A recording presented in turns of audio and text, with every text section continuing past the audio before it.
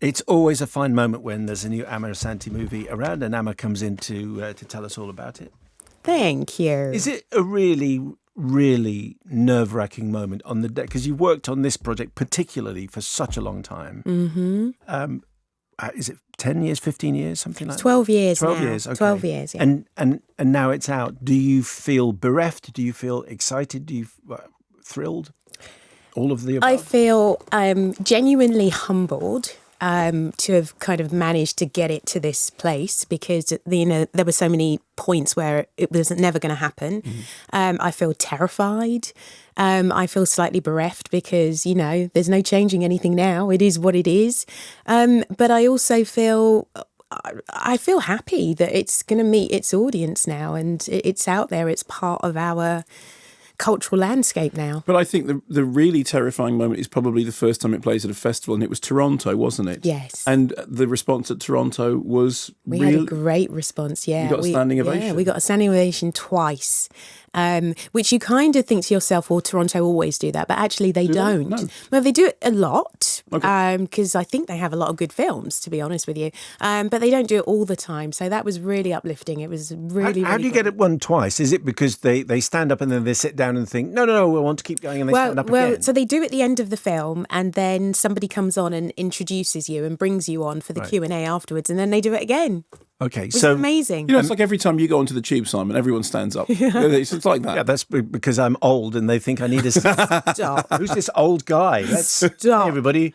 No, people don't, that's actually not true. Amma, tell us the story. So it's the story of a 15-year-old Afro-German girl, Lena Schlegel, in 1944, Nazi Germany. So it's the final year of the war. It's mostly set in Berlin and just outside of Berlin. But it tells us the untold story, really, of a group of... a generation of biracial children that were raised in Nazi Germany under Hitler, who were born of African soldiers of France, who were part of the occupation after World War I, and who mixed with German women and had children, and who sort of struggled for survival during that period. These children struggled for survival, but at the same time, they had a greater chance of survival in Nazi Germany than Jewish people did. So they lived in this kind of nowhere land during that time in terms of they were not Aryan, they were not Jewish, they had no real place at all. And it's the story of this 15-year-old girl and that journey for survival. Your genius, Amma, it seems to me, is in finding extraordinary stories. And I think the first time we spoke on the program was for Belle, and you talked about how that came from a painting. Yeah. And in this case, it came from a photograph. It did. I think. So just explain what that photo was in the process. Yeah. So I was just sort of doing a general Google trying to find out about people like me, really, people of the African diaspora, but who were born and raised in Europe, so Afro-Europeans, if you like. And I was doing this Google, and this photo kept coming up of this little girl. She's about 14. She's an Afro-German girl, quite clearly. It's taken in 1943. It's black and white. And she's surrounded by what Hitler would have called other Aryan schoolgirls at the time. And she's alone, amongst, in terms of her race, amongst these girls. And the photo, you can't read anything on her face. I mean, other people have looked at it and said she looks completely disconnected. But you can't tell whether she's happy, sad, persecuted, not. You really couldn't tell, and so it just raised a billion questions for me. There will be, I think most people will go and see this film and think, like I did in the first few minutes, I had no idea. Genuinely I thought I'd seen most aspects of what happened. I studied at university for a long time. I had no idea. Neither did I. About this. Yeah, neither did I. And that was one of the reasons why I wanted to make the film, because I kind of thought, well, if I didn't know, there are going to be lots of other people who don't know either. But I think the other aspect of the not knowing was this kind of tightrope that they walked, and this very weird in-between life that they walked, where, like I say, if you were black or Afro-German, you could survive till the end of that Nazi Germany period in the way that you couldn't if you were openly Jewish. And so that was the crazy thing. These children were both insiders and outsiders at the same time. They were both persecuted and part of Germany because their mothers were Aryan at the same time. It was a very complex life. Did you get to speak to some families like Lena's, as portrayed in the film, who had white mothers black fathers, Yeah. biracial children. Absolutely. So I spoke to Afro-German survivors of that period about, and this is the strange thing, it was about 10 years ago now, maybe even a little bit more. And, you know, my dream was to try and get the film made while they are still alive. And luckily those I spoke to are still alive. So I'm really hoping that I get to take the movie over in just a couple of weeks, actually, to Germany when we're screening it there and do some private screenings for them as well. But it was revelatory. Sitting down and having conversations with them was just so revelatory, because you first of all, they have to trust you with deep honesty, and secondly, you're discovering things that you never dreamed or imagined, because even if you come from a group of people that might have suffered difficulties because of race, for most of us, that's happened within the context of a community that also looks like us.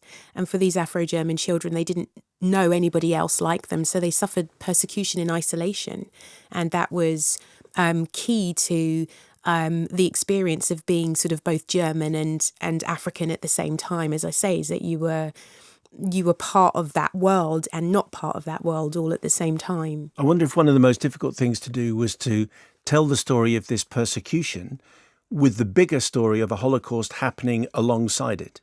Yeah, and I think that's the thing about these Afro-German children. The danger for them was not quantifiable in the way that it was for Jewish people. And so as they were coming of age, they were wanting to do so many of the normal things that you want to do when you're a teenager, you know, go and hide in the back of a cinema and watch a movie, you know, do all those normal things. But at the same time, this devastating world is going on around them, and they're having to try and navigate that and work out exactly what that is. Where are the Jewish people disappearing to? And so that's, you know, I didn't think my hook for a Holocaust piece was to tell the story through Jewish eyes, but I felt my hook was to tell it through the eyes of someone like me, African and European, all at the same time, who could see around them everything that was going on. So that was my way in. I'm just going to play a clip. This is Abby Cornish as Kirsten and Tom Goodman Hill as Wilhelm Warner. I should say it does contain a word which can only be used in a historical context. Yeah. Now you bring your Negro here. You compromise me. Us, your sister, without any regard. Wilhelm, listen for just a moment, and you will never hear from us again. I need papers. Kirsten. Something to say Lena has been sterilized. You really are quite unique. Wilhelm, you have access.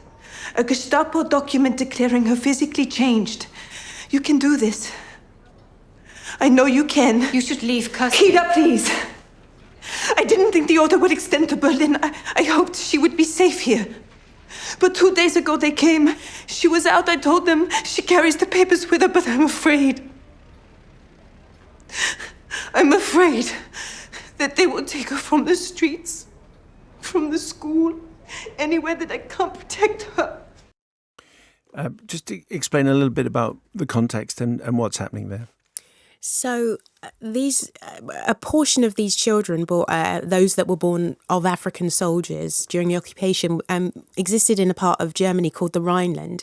And a lot of the Rhineland, some of the Rhineland is idyllic villages. And so many of these children were born in sort of idyllic villages and towns where before Hitler's reign, they were really quite loved. And as fascism grew to become what we know it became, these children became more persecuted, if that makes sense. And so Lena's mother has taken her from the town where she's very clearly visible, where she was born and grew up, to Berlin to kind of hide in plain sight, because previously Berlin was this amazing place where you had jazz singers, you had people from all sorts of places around the world, and many of them were black too. And the idea is that Lena should be able to hide.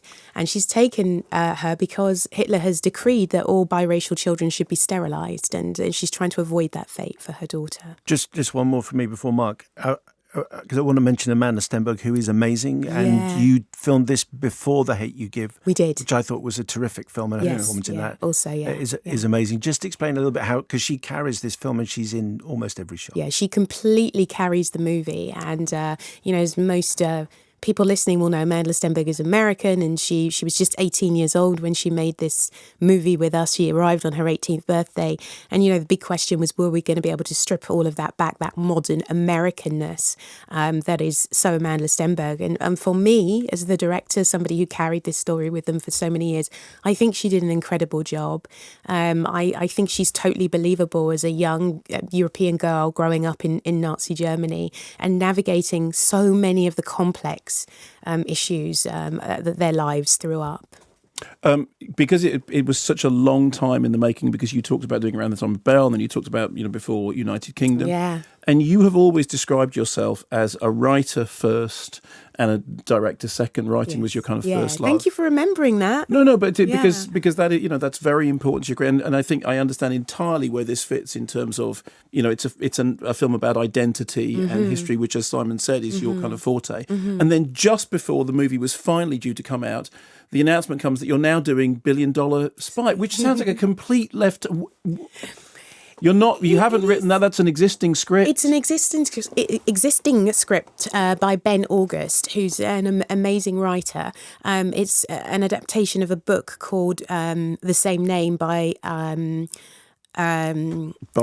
E. Hoffman. David E. Hoffman, thank you. I've been talking a lot this week. David E. Hoffman, and it's an amazing book. And it is different and it's not different all at the same time, because it's this intimate story of a CIA agent and the Russian spy that he's running in Moscow in 1977 against the backdrop of the social political times.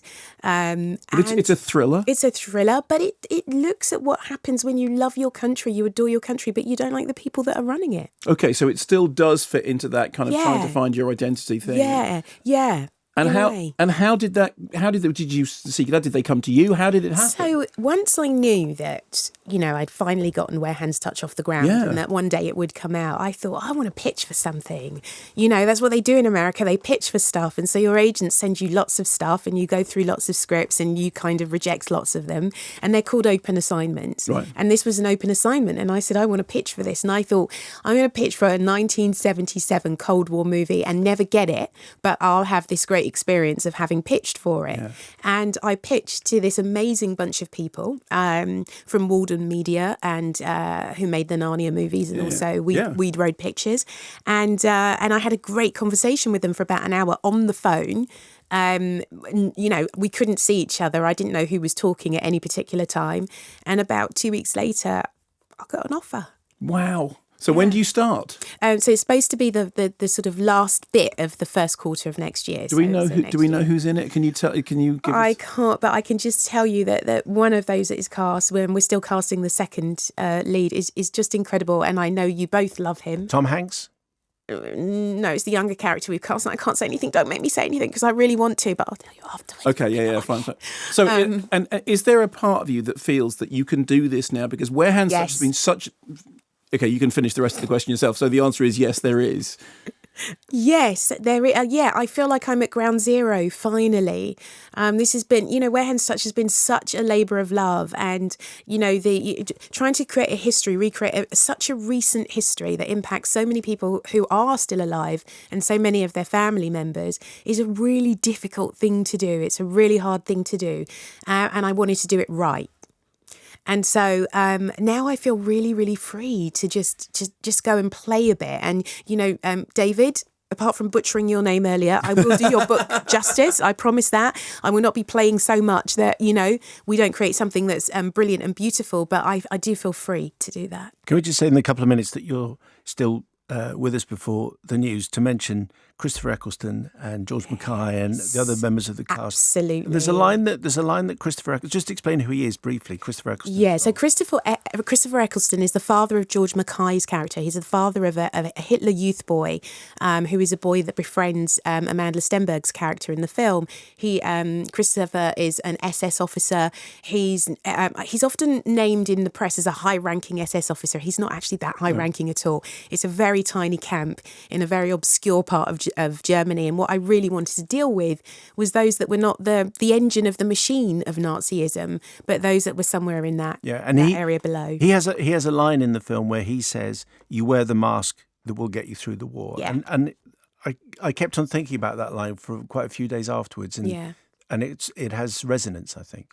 Yeah, it's interesting because our consultant on the film, we just had our premiere a couple of days ago, and when we were talking about it, she's a professor of historical studies, German historical studies, was talking about that group of people who went along with what Hitler wanted, did everything Hitler wanted, but were barely committed to the cause. And I think that is one of the most terrifying concepts out there, that that there were people who were committed only to a certain extent but did everything that they did anyway. And Christopher brilliantly plays one of those people. Yeah. One of those German people. Yeah, I think it's just worth mentioning the fact that they're putting in some fine performances in there. Yeah. Yes, alongside the same, because you did say earlier, yes, Amanda, it is a brilliant performance, but there are really good performances around that. I would like to say George McCoy. I think he's great. Yeah, my God. But I think he is amazing. such a talented. He's such a talent. Completely different in every film. He's such a talent, and you know what? He knows Tom Felton quite well. And I have this dream one day that I'm going to make a really lovely, light-hearted piece with Tom Felton and George McCoy. If you're listening, Tom and George, and we'll run away to somewhere hot and warm, and we'll cast someone amazing in it, some amazing females in it too, and we'll go and do that dream movie. But you're still writing a script somewhere, aren't you? I am. How did you know? Well, I'm just guessing because that's what you. That's what you do. You're a writer first. I am. Yeah, I am still writing, and I love it. When are we going to see that then? I think it might be a while because it's a TV series, and they're actually on my back. When are you going to deliver? When are you going to deliver? And I'm like, can I just get this movie out first? But that is set, and the one that I'm writing at the moment is set in 1970s North Carolina. I'm looking forward to it already. Amma Asante's movie is Warehouse Touch. Amma, thank you so much. It's lovely to see you again. Thank you for having me. And during the news, we're going to dig around and see what extra detail that we can find for you. And Mark will review Warehouse Touch, the other side of the news, which is next on 5 Live.